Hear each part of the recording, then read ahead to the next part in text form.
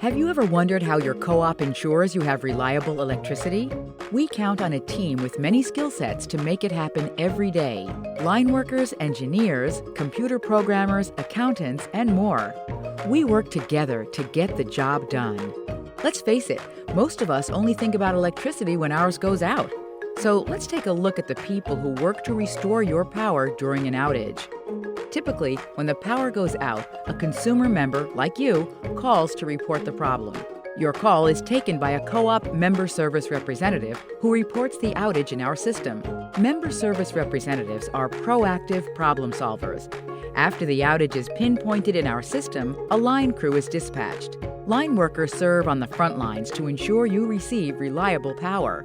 When an outage is reported, they go straight to the site to determine if repairs and additional equipment are needed.